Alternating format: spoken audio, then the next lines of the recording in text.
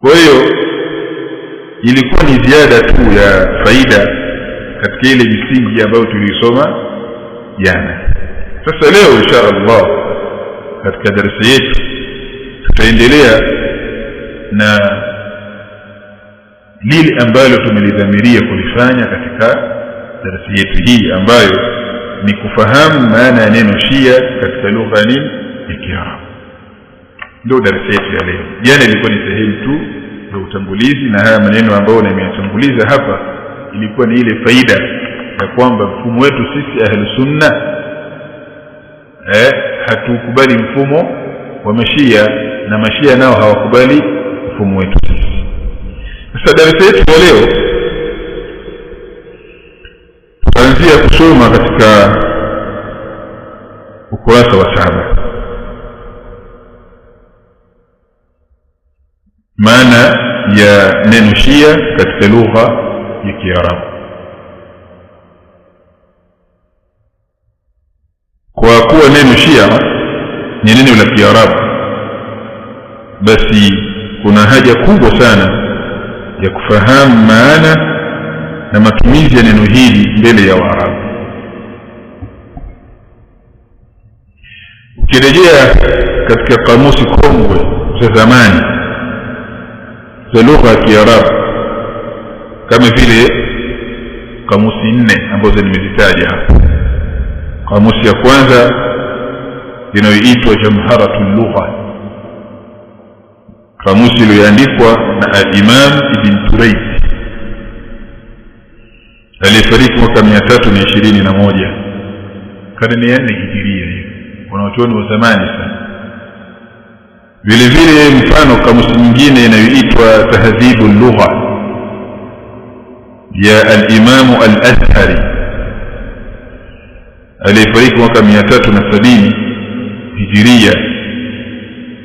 Na kamusi nyingine As-Sihah, kuna kamusi inaitwa As-Sihah iliyoandikwa na al-Imam al-Jawhari aliyefariki mwaka 393. Vile vile kamusi ya 4 inaitwa Mu'jam Maqayis al-Lugha ambayo imeandikwa na al-Imam Ibn Faris aliyefariki mwaka 395. Hizi ni kamusi 4 kongwe za zamani sana za lugha ya Kiarabu. Ukirejea hizi kamusi hizi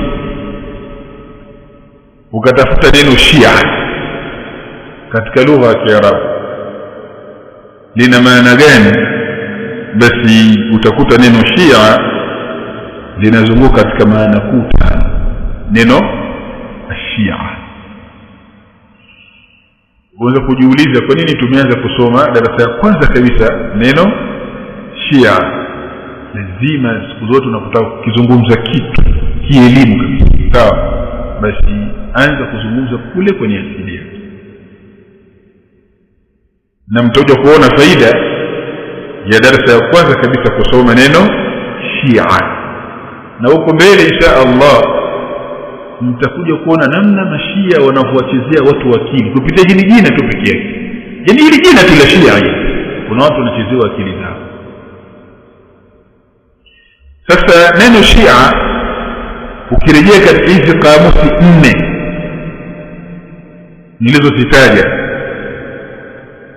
kamusi ya kwanza Jamharatul Lugha ya Imam Ibn Turayd,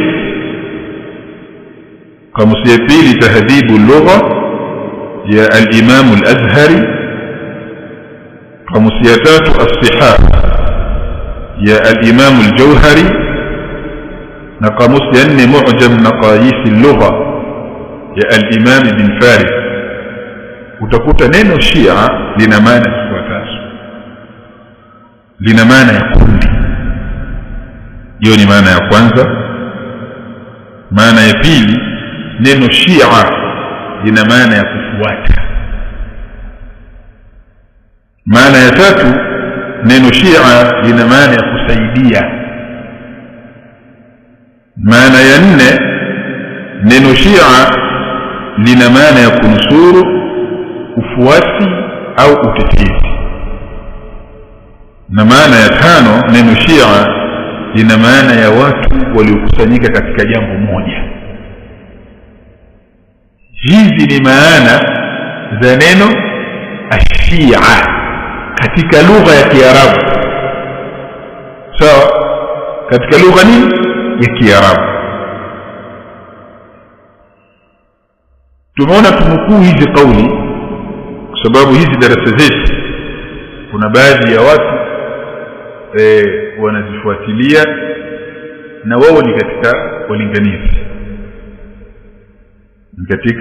walinganizi. Wengine ni walimu, wengine ni wanafunzi.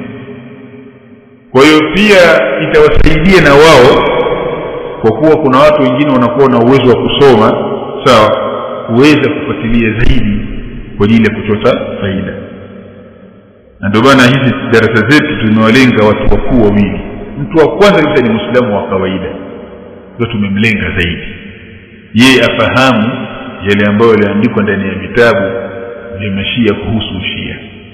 Lakini vile vile yule mwanafunzi, talibul ilmi, mwalimu, ustadhi, pia darasa hizi zitamsaidia, zitampa mwanga wa kufuatilia vitabu, kuweza kujua ni namna gani anaweza kaujua Ushia vizuri, ili na yeye akazungumze na watu wengine.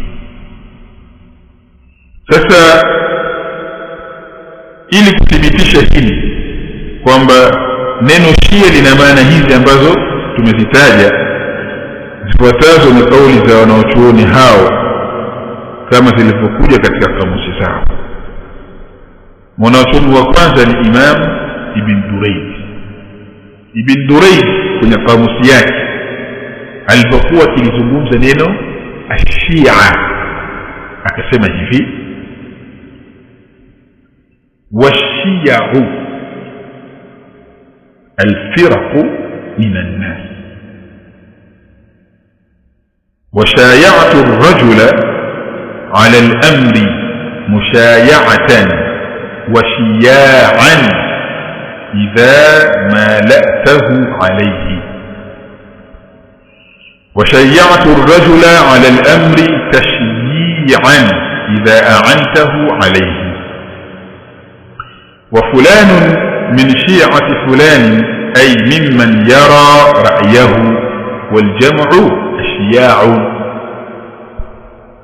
hiyo ni nafsi katika lugha ya Kiarabu. Maana ya maneno haya anasema hivi: washiya'u, na neno shiya'u ni neno ashiya'u alfiraqu minan nas, maana yake ni makundi katika watu.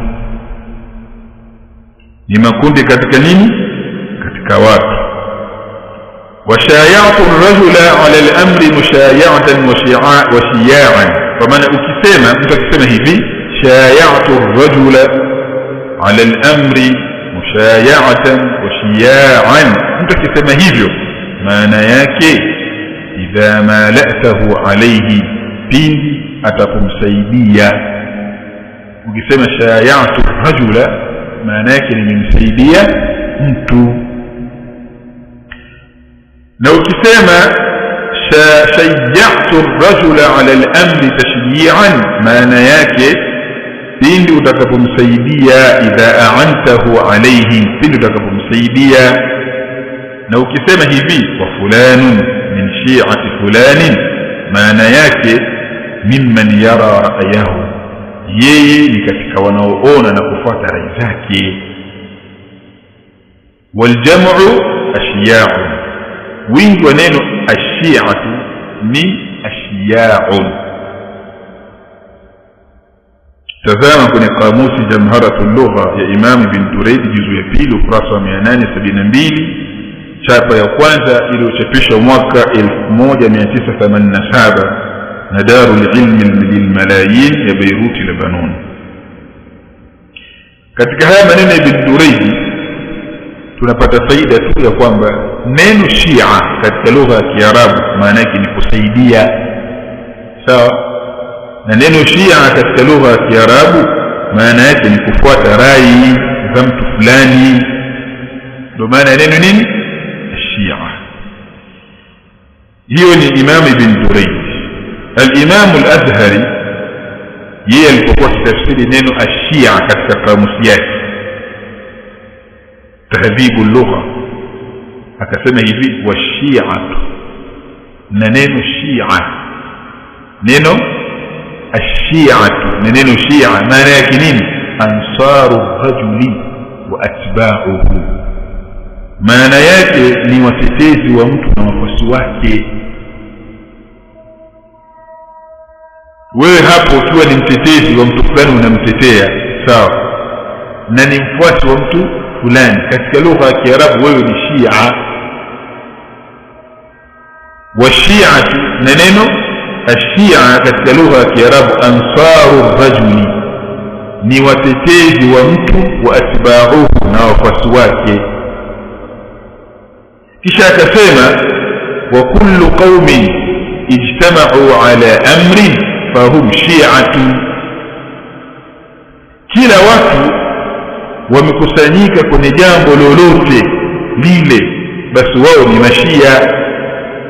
Kama vile sisi hapa katika lugha ya Kiarabu sisi ni mashia kwa sababu ni watu waliokusanyika katika nini? Katika jambo fulani.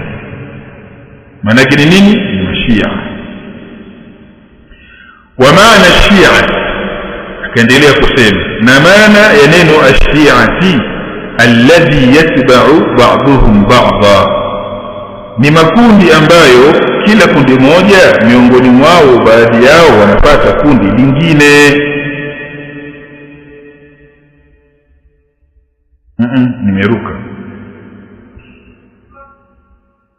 Washi'atu, na maana neno shia alladhi yatba'u, wa maana shi'ati, na maana neno shia alfirqu, ni makundi allati ambayo kullu firqatin minhum yatba'u ba'dhum ba'dha, kila kundi miongoni mwao linafuata kundi lingine.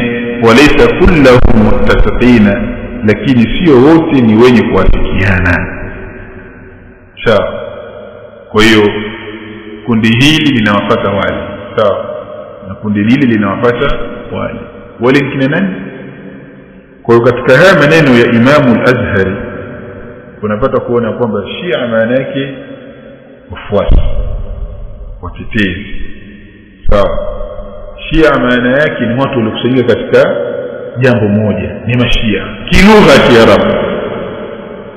Likipatikana kundi linafuata rai za watu fulani, wao wanakuwa kina nani hao? Ni mashia. Maneno haya utayapata katika kitabu chake Tahdhibu al-Lugha juzuu ya 3 ukurasa wa 60, chapa iliyochapishwa na Darul Masriya litalifi wa tarjama. Huyo ni imamu nani huyo? Ni Imamu al-Azhari kwenye kitabu chake Tahdhibu al-Lugha. Imamu al-Jawhari ambaye mwenye kitabu kinachoitwa as-Sihah ya Imamu al-Jawhari, yeye naye alipokuwa kitafsiri neno ashia katika ukurasa wa 9 wa risala yetu hii anasema hivi, washi'atu rajuli, na neno shi'atu rajuli maana yake atiba'uhu wa ansaru, ni watetezi wa mtu na wafuasi wake. Wa kullu qaumin amruhum wahid, na kila watu ambao jambo lao ni moja. Yatba'u ba'dhum ra'ya ba'd, baadhi yao wanafuata rai za wengine. Fahum shi'u, wao ni mashia.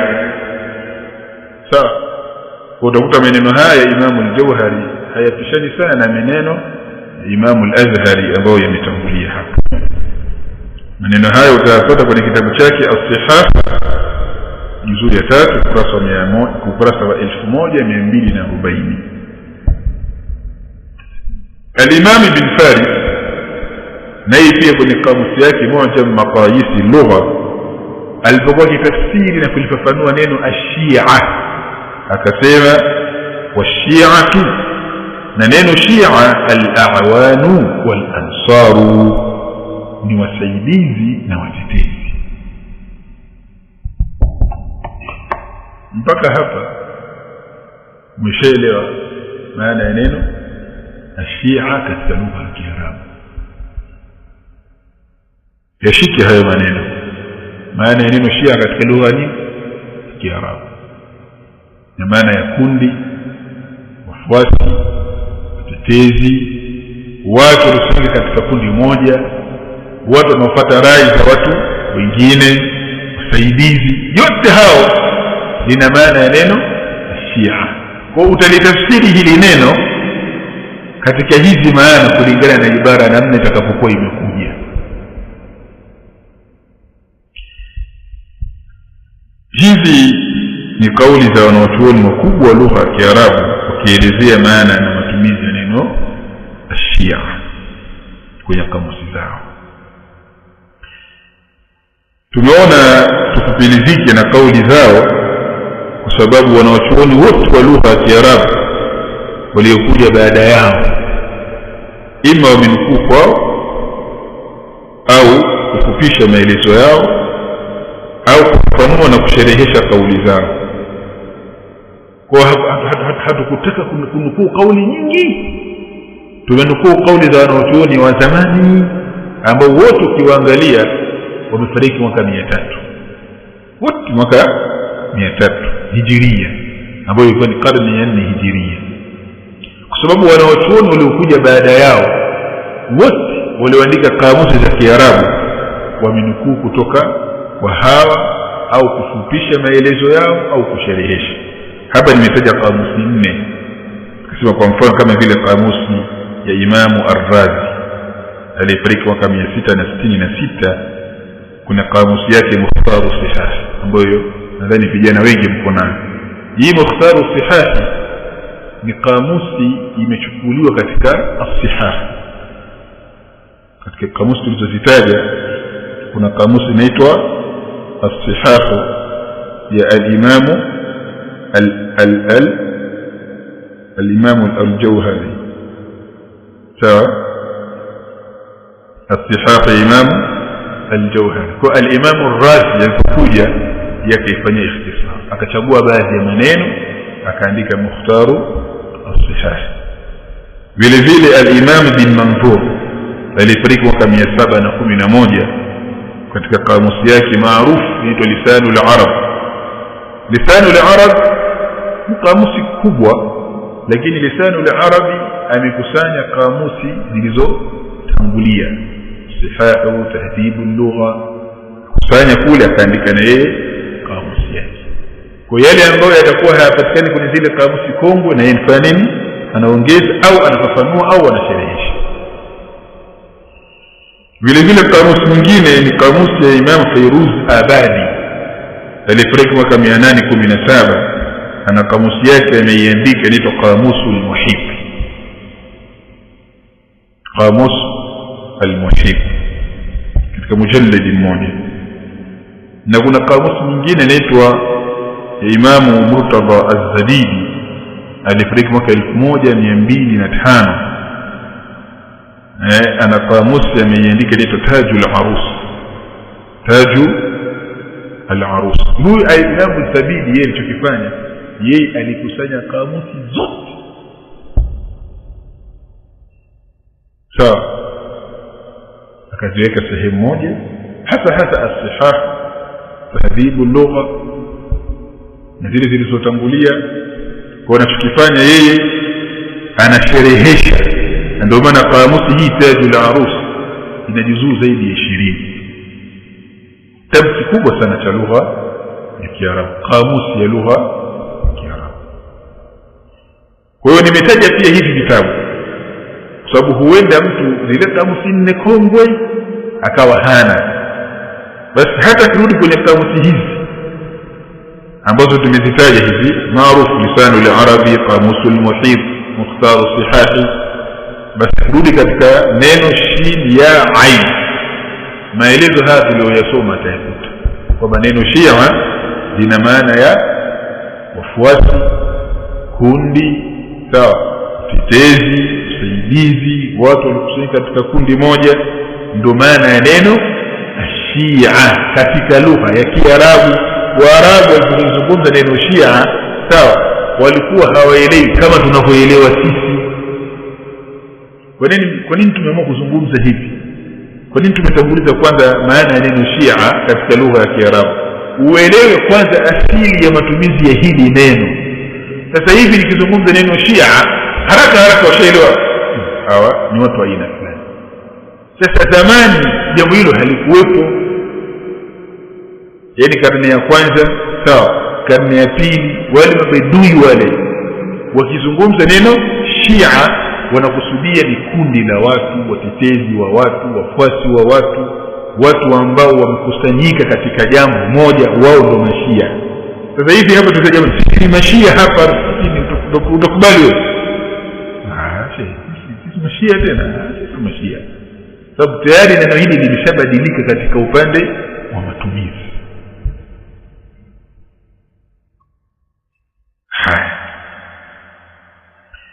Hilo nadhani limeeleweka.